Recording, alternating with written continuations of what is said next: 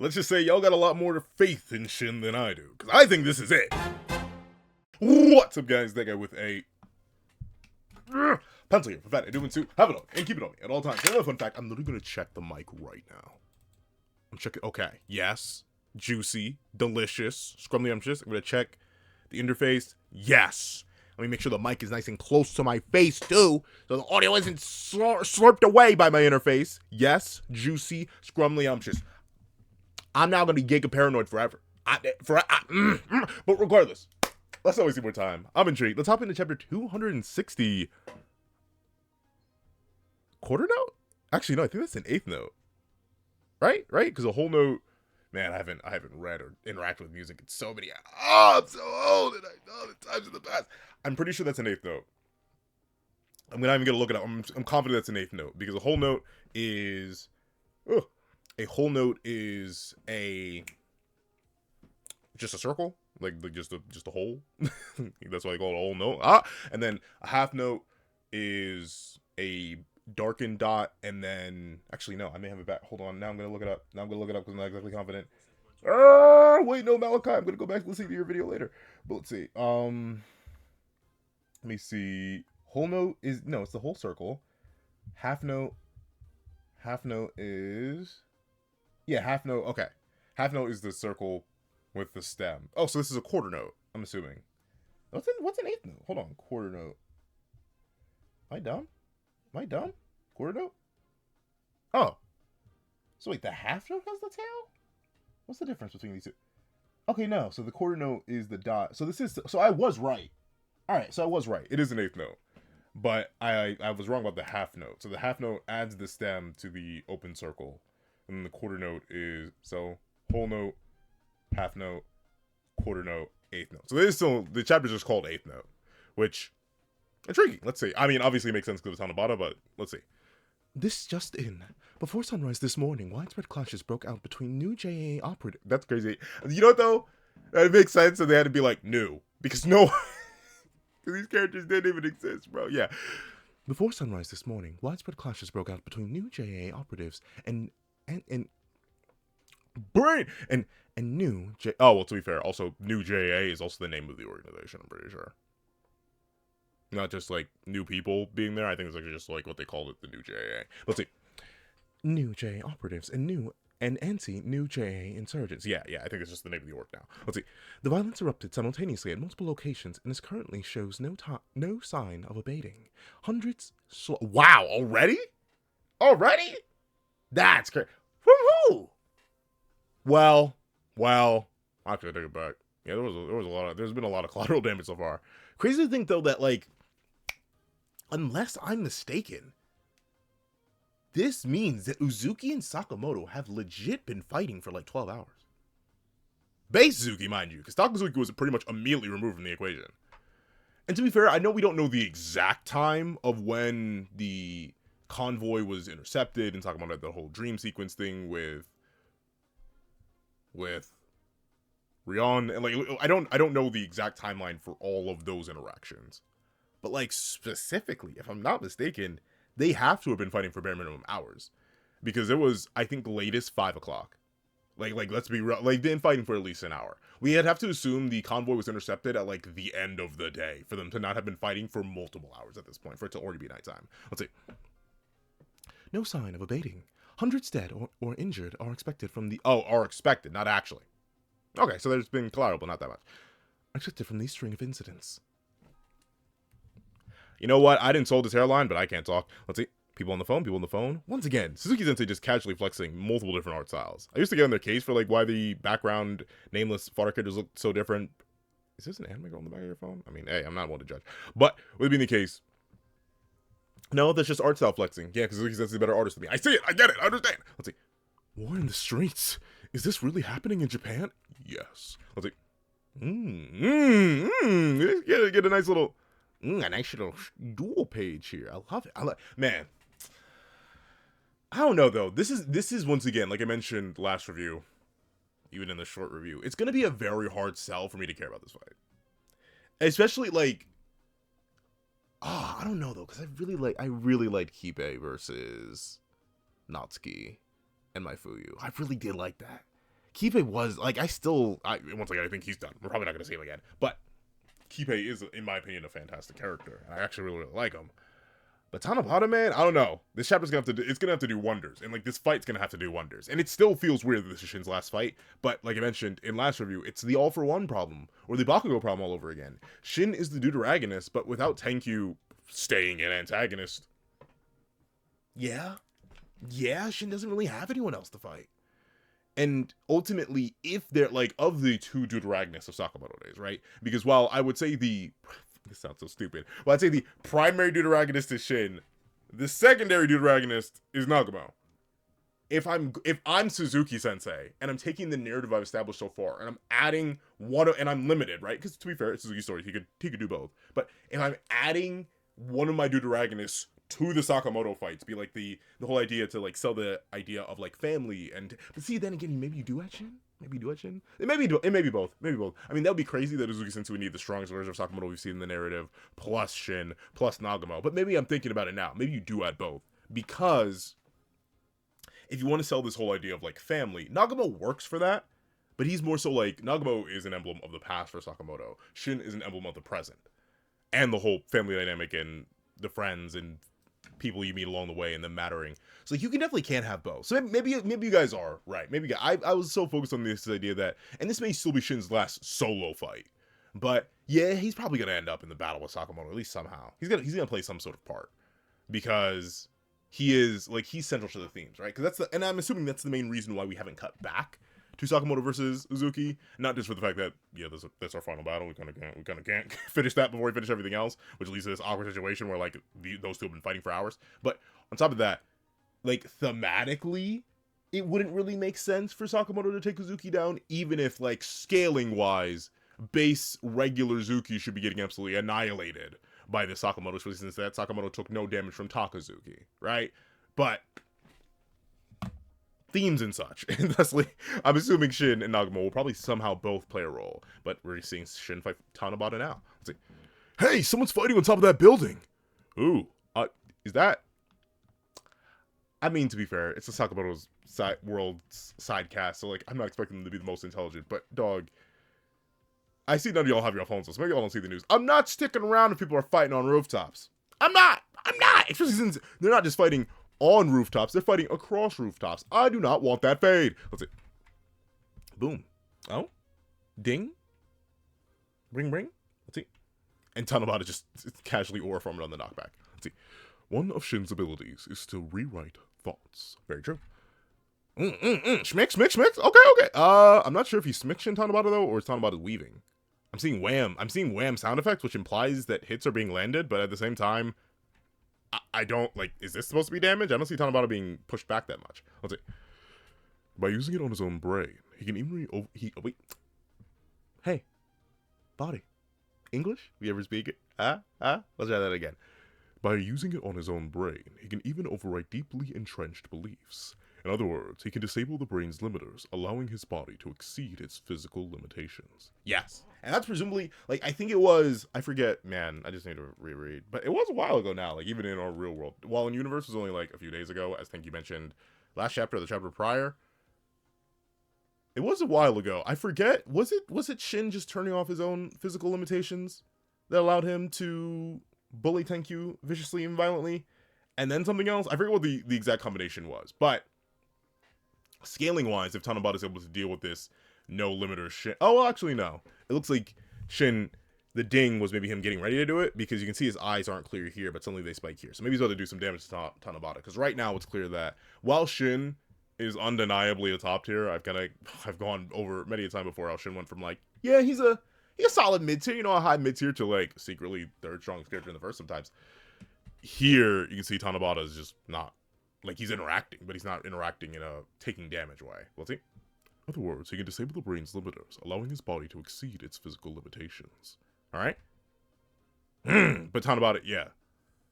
Even with Shin doing all this. So, like, I mean, to be fair, I could scream to the heavens and earth above about, like, power scaling inconsistency here. Because, the same Shin that was able to absolutely bully and body bag Tenkyu, who was already supposedly an order level fighter of Volkamar, and then, the violation there was insane the second he did something like this, and now we have Tanabata, a casual An order member with no scaling, I tell you, like he's just here. For him to be able to just casually weave this Shin is crazy, but at the same time, it's kind of like the Taurus effect, where I just gotta assume that he is this strong, because like the only anti-feat quote unquote he has was getting caught off guard by Shin's abilities when he was hunting Nagamo, Shin, and Sakamoto all at once. Oh no, oh no, what a horrific anti-feat. Otherwise, he's like literally he's featless, but simultaneously that also makes him anti-featless. he's in one of those weird limbo spots. So yeah, I guess Tanabata just is this cracked. I'm not gonna knock it. We gonna take it. I mean, I don't have a choice in the matter, so let's go. Let's see. Wish. And Shin plants his feet on the guitar. That's your weapon, huh? Before you can play that thing. Oh. Always very Shin, he doesn't say strapped, but he always got, he do have it on him and keep it on him at all times. He just like your boy for real. Let's see. Before we can play that thing, I'll cut the strings. Or not. What are they, like carbon fiber strings, I'm guessing? But darn, yeah. So this no limiter Shin, though admittedly his eyes are back to normal here, so maybe not. Maybe he goes back to normal and then flicks it back on and off. But regardless, this no limiter Shin can't even cut guitar strings made of whatever material they're made of. And Tanabata is still consistently reacting to him. So Tanabata up there, I'd say, in terms of the stronger, or like, unfortunately, he does just seemingly, well, maybe not automatically scale, but like, yeah, he's definitely upper order level. But let's say, crack. You can't blame my axe with a soft pick like that. It's custom made. And it's got a whole different kind of resonance. Ooh, I like this panel. Man. See, Suzuki Sensei, I'll give them endless credit for their creativity. The way the lights shine to create this all-black silhouette and the variance of the light shine too. Beautiful work there. But, interesting. Does Tanabata himself even have a pick? Does he, like, I actually haven't known. I thought he was playing with his, like, I know you play guitar with a guitar pick. Or also, like, there are people who I know, they, like, play with their, they make a pick, essentially, with their, like, fingers. Sometimes I've seen it with just, like, thumb and index, and sometimes I've seen it with thumb, index, and middle, and they do that. But in that case, if it is just Tanabata playing with his fingers, crazy, Tanabata's fingers, whatever they're made out of, but also custom made. By you? Did you order it? Custom made of what? Let's see. Oh? A G9 chord? Boom! Darn, and it just blew up the entire top part of that building. And presumably, yeah, sent Shin flying. Ah! So loud! That's insane. What do you think about it? Because, like, that means the force, I'm assuming, of the air. I mean, obviously, you know, the sound is loud. But that means in order for that to produce force, right? I'm assuming that's basically like a miniature sonic boom that just went off. Tanabata has to be strumming his guitar so hard that it overcame any of Shin's, like, planting resistance and strength, and also the building's durability to just blow it apart like that off one G9 chord. Woo! He's like that. Let's see. Shin, you're gonna have to do more than that, brother. You're gonna need to lock in, Twinsky. Let's see. Oh! I said lock in, I didn't say get your back broken, Shin, please. Oh, well, to be fair, he immediately recovers. But darn. Yeah. And like, he was sent with so much force downward that he bounces off the car, shatters it, and then still gets a little bit of airtime off of it. Does flip into a recovery, though. So Shin, I mean, obviously he's on the back foot, but he's still cooking. Let's see. Tim, hey, are they shooting a music video? I've gone into it before. I'm not gonna go too deep into it again, but man, I wish, like, and I get it.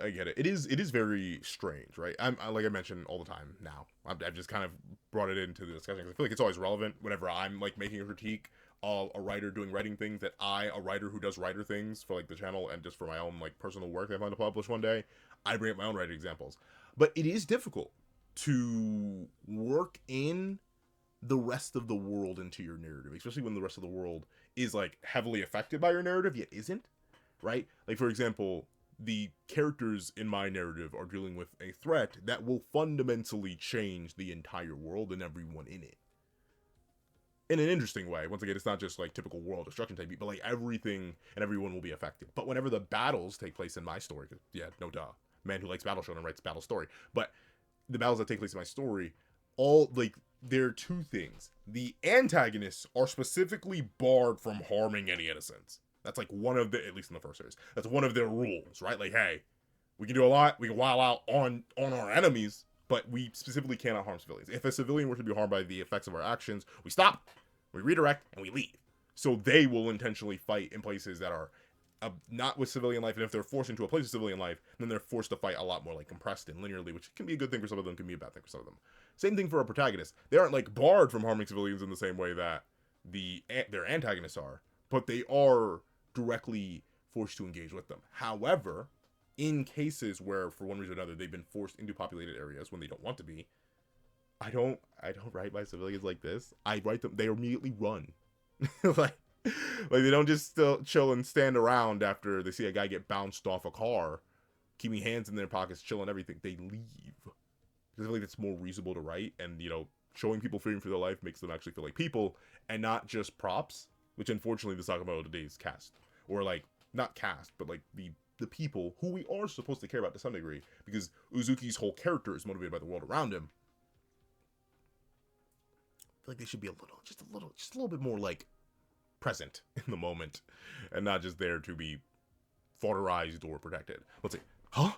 Everyone, cover your ears! E9? Still not the 8th note. Still not the 8th note. The interesting thing about him using, like... Well, actually, to be fair, I don't think that's a chord. That's just the E9. I still don't know enough about music. I don't remember. But I feel like him using chords, but, like, the most powerful thing, or, like, the title of the thing that he's going to do, which I presume, the title of the chapter, the 8th note, which I presume is the most powerful thing he's going to do. That's not even a chord. That's a note. An 8th note, no less. So maybe that like indicates the speed. If he's doing chords, maybe it's softer. But let's see what this E9 does. Interesting. He doesn't speak this one. He just does it.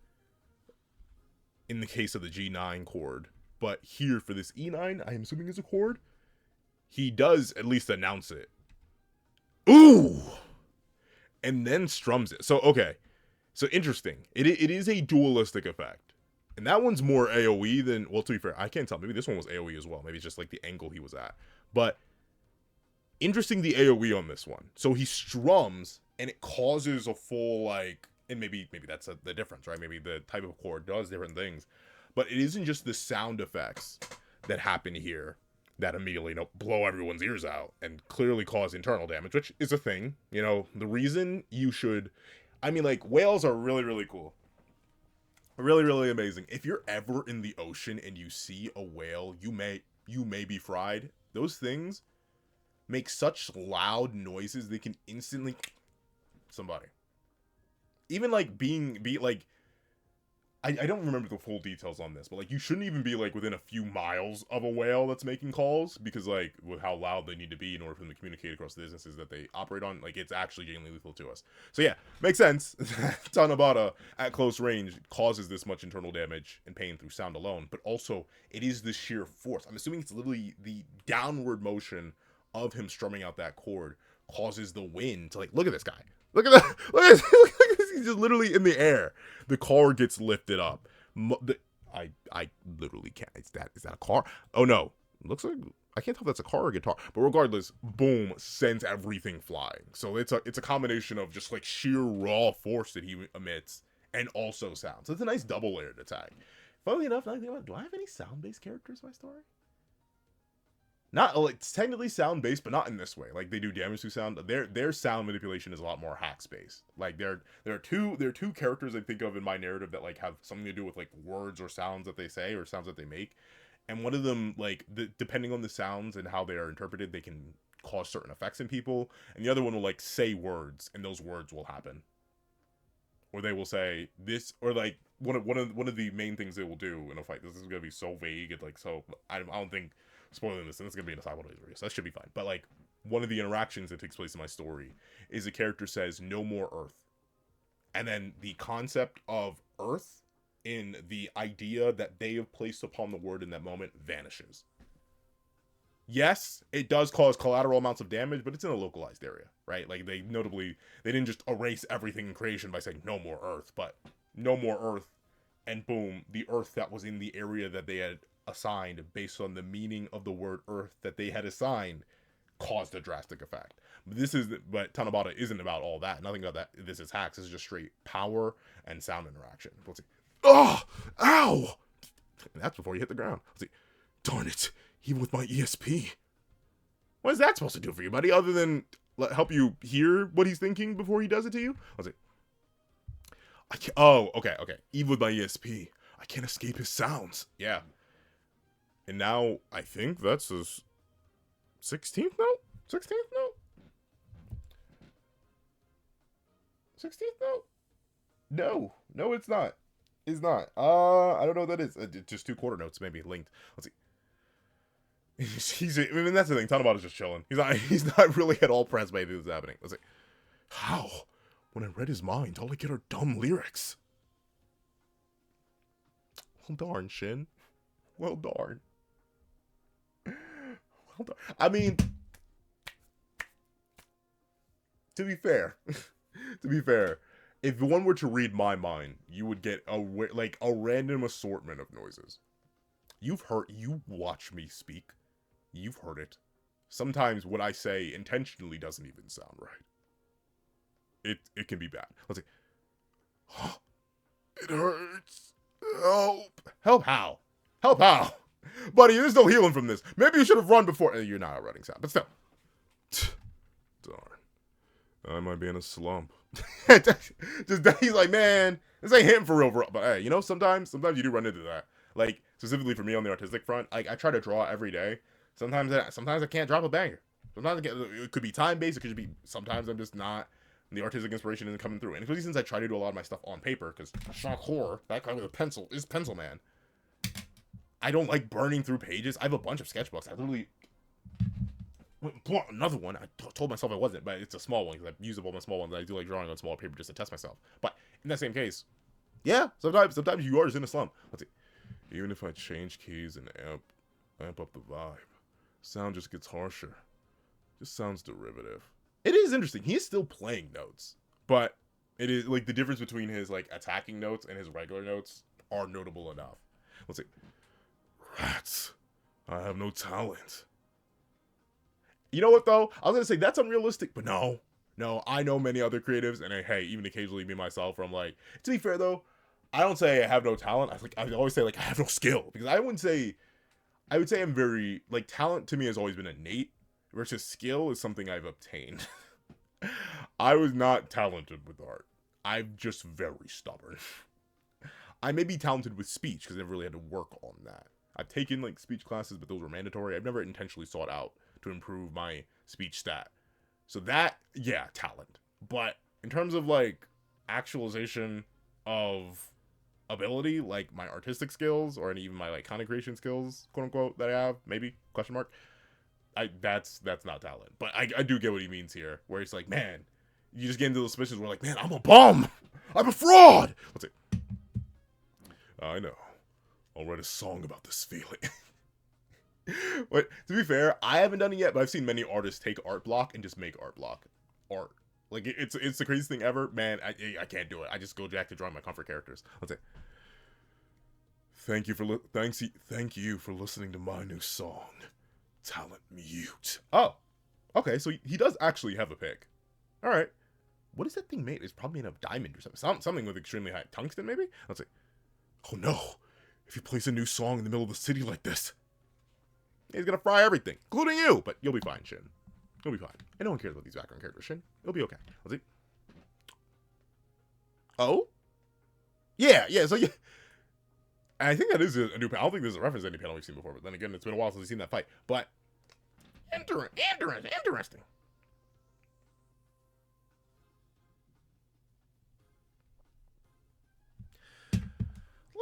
Let's see. Does this... I mean, it's still happening. So I'm assuming Shin can still be a part of it, right? Maybe I don't know. I'm still thinking with my thought from earlier in the chapter, where I think thematically it wouldn't make sense for Sakamoto to take Uzuki down on his own. So yeah, I mean, Shin will probably end up playing a part. Let's see. Mr. Sakamoto. Yes, indeed. Let's see. Boom! Darn! Oh wait, how close are they? I thought that was just... Okay, no. So Shin is seeing on a broadcast in the city, but are they still at the amusement park? They were at the, I know they were at the amusement park when we last saw them, because that's when Takazuki was like slaughtered, right? Slain essentially, where they were in like a funhouse mirror place. So they're still fighting in an amusement park. Instead of, you know, Sakamoto knocking Uzuki into a Ferris wheel carrier? Cycle? Holder? Whatever. Essentially, instead of knocking him in and like sitting with him there like he did with Boiled all the way back at the start of the series, he just knocks him through one. Knocks him through. But Suzuki and Sakamoto are clearly swapping hands. So yeah, greatest Uzuki upscale of Doom and Despair, base Zuki, is just going hand for hand, band for band. And has been able to take this strongest Sakamoto, presumably in the entire series, even stronger than Prime Sakamoto. He's been taking it to an extreme diff. Notably, barely, both characters, and this could just be like a Suzuki Sensei not drawing damage thing, but both characters also have taken no damage. They're just like that. They're just that bulky, that strong, and that relative, so obviously, as much as I kind of don't like, it's the whole, oh, the power skill in me doesn't like this, and it doesn't, right? I could go down a tangent rabbit hole / of like, that doesn't really make any sense for the scaling that's been established for this new Sakamoto, and the scaling that's been established for this base Zuki, but fine, whatever. The final villain, main titular character, yeah, they need to have an extreme diff fight. Let's see. So that dude's still alive. Funnily enough, he could be, I mean, obviously he's referring to Sakamoto here, right? Because, like, that was the last one. He saw the whole point was the convoy was getting him. But it'd be funny, like, if he was, like, also referring to Uzuki in this moment, being like, huh, it's been a really long time since those two started fighting. Wild. Let's see. Oh? Alright, so that was enough to, so he was about to play his new song, but both the appearance of Sakamoto versus Suzuki on the screen was enough to give both Shin and Tanabata enough pause that they did put the battle on pause for a little bit. And then Shin lunges in. Ooh, ew. That can't be pleasant. If you couldn't cut through that with a knife, punching the probably carbon fiber guitar strings, not the best move, Shin. Let's see. Tanabata does block it though. No sells it. This doesn't have that ring. Killing and playing music are similar. Same old shrink garbage won't cut it.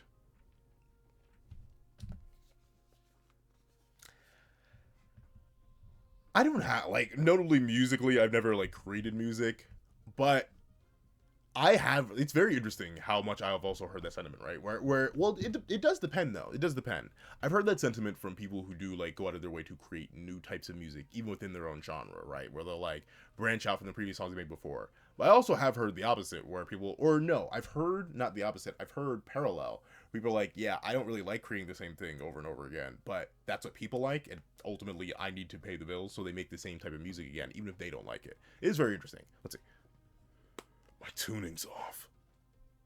Oh, interesting. Interesting thing to place it on. So are you gonna correct it, I guess? I mean, to be fair, for your tuning being off, you're also still bullying Shin. Let's see. In that split second. Oh, okay. Alright, interesting. So the punch was to disrupt the sound of Tanabata's guitar. Alright. I wonder how effective that's going to be, though. Like, he could just retune it, or also he could just play out of tune, which may make things worse, actually. Let's see. Shrink garbage? Whatever. What really matters is the feeling behind it. Ooh. Okay. Alright, Shin. So he yanks up the street sign and actually does knock Tanabata back with it. Alright. Tanabata lands on a train track. Rolls. Whoosh. Okay. There's Sakamoto's battling too, so I can't lose now. Shin, you're the dude to rag this, my brother. You're the dude to rag me. You're not losing. Ever! Let's see. Your voice hurts my ears. Darn! I mean, like, no, actually, I've heard a bit about sub and dub Shin. I actually really like his voice actor does a fantastic job. Let's see. Alright, train. Look out! I mean, once again, it feels very intriguing.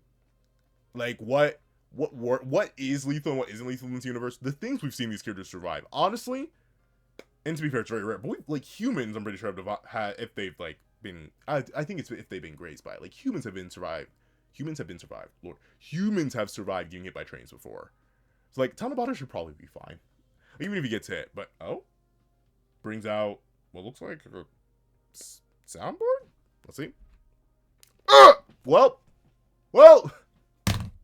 I mean, we're almost at the end of the chapter, so I guess the roll credits is appropriate. Well, jeez, split, and that's with but okay.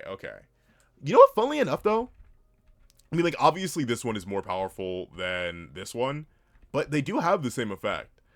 But I guess that's the thing, right? If I'm not mistaken, E9 is a chord. Meanwhile, here, yeah, so it's still, even if it is like, and to be fair, it does seem like the AoE is a bit larger because of how tiny Tanabata is here on the eighth note. But you can see the scale difference, right? A whole chord did this prior, knocked everybody up, knocked everybody back, but it barely lifted a car off the ground and knocked the people up into the air, and it did have some general damage effects. But here does just an eighth note, blows apart the foundations of the bridge he was knocked onto, blows apart the tracks, and specifically drastically lifts up the train, where previously a whole core can lift up a car. So yeah, Tanabata just amped himself, but maybe by doing this, he's also localized himself. Like maybe he can't move from that spot, or maybe he's gonna beat Shin with the audio board. We'll see. Let's see. But to be fair, well, Shin was on the lower end anyway, so like he was down low, so maybe he couldn't get the full effects of the sound because it was like soaked up by the ground around him. But Shin, I mean, I know you're gonna be fine, but you're in a rough spot now because he just amped himself, and you still haven't done any damage to him. Like, it does seem very intentional that Tanabata has taken no damage so far. Honestly, if Tanabata ends up being a character that Shin doesn't actually end up beating, but ends up like, if he Haruma's Tanabata, but it's even worse to where like he didn't actually ever do any damage to Tanabata, that'd be hilarious, but also a really funny way to set up this character. Let's see. We're about to get blasted by the real thing. All right. I'll say. A W chapter. I'll admit, nothing too crazy. Tanabata still, like, I like his fighting style. I'll admit, I do like that. And seeing more of it in action, seeing the difference between the chords and the notes that he plays, seeing more of his mentality. It still isn't grabbing me. And I am, like I've said these past couple reviews, I am still more open to Sakamoto Days now. I don't think it like went back to peak, but I do think it was doing pretty solid. And obviously, like I said, Kipe was a character with even less time than Tanabata. So like, I know Suzuki Sensei can still make me really, really fall in love and like these newer characters. So Tanabata, he's slowly but surely growing on me. I like his fighting style more so than I like him as a character, so hopefully that'll change. Getting a check-in on Sakamoto versus Uzuki, even if we're probably still not going to cut back to it for a little while, is just fine with me. I'm glad we're seeing the two still fighting. They're still in the same locale, too. And it makes sense. Amusement Park is a fantastic place to do fight choreography because you have all the different coasters and rides you can interact with. So I'm interested to see how that fight ends up concluding. Like I said, I think thematically it wouldn't really make sense for Sakamoto to take Uzuki down on his own, so Shin and Nagumo are probably going to have some part to play in that, so I'm excited to see what role they're going to have in that entire conflict. And overall, I'm intrigued. I'm intrigued to see how Shin's going to handle this, because he's going to handle it. He's going to be fine. He's going to win, no doubt. But in that case, I'm interested to see how Uzuki Sensei or Suzuki Sensei is going to write it. So overall, a W chapter. If you've been liking this video, please leave. Feel the heat. Sorry, I had Kingdom Hearts 2 Hades on the mind. Feel the heat in the comment section. Feel the heat, by the way. Not I played back the sound clip I just made in my head, and it sounded like feel the heat. No, feel the heat. Heat in the comment section down below. I want to thank you so much for watching. So leave a like, share, comment, and subscribe. Make sure that little notification so you don't miss out on any videos that come to the channel. Also even to have a page down below, use me for as low as $1 a month. Things like exclusive videos, early content, and more. Also now become a member of the channel for as low as $3 a month to get the same perks and more. So those perks include the live reactions, the issues time to review, and reactions of all my videos, early ad free access to all my videos, early ad free access not just all my videos on the main channel, but all my videos on the second channel. That got the reaction link in the description down below, along with a link to my Twitch where I stream every Friday, 8 p.m. ES Tizzles. On top of that, I do have a link to my Ko-Fi down below. You can drop 5 minutes for a short video, 29 beans long video, or any means at all. Any support is always greatly appreciated. And I want to thank you so much for watching once again, and I hope you guys have a wonderful day. This is Dak on the Pencil, writing off.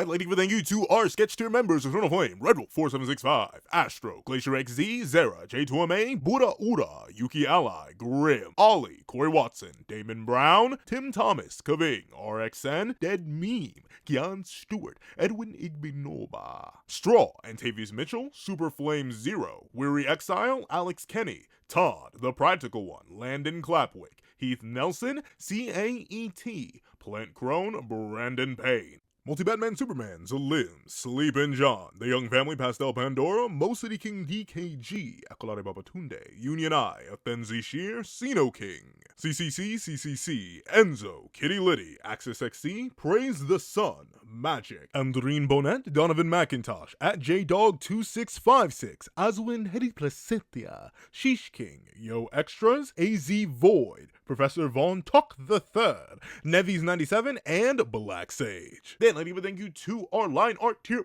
patrons: Dread Zoen, Kevin Encarnacion, Lucas Stace, Midnight Lord 21, and Sean. Then I'd like to give a thank you to our ink tier member, Shrimpo the Fourth Shrimp 06. And I'd like to give a thank you to our digital art tier member, Jay Warrior. Then I'd like to give a thank you to our colored art tier patrons, Walkie Munoz and Walkie Munoz.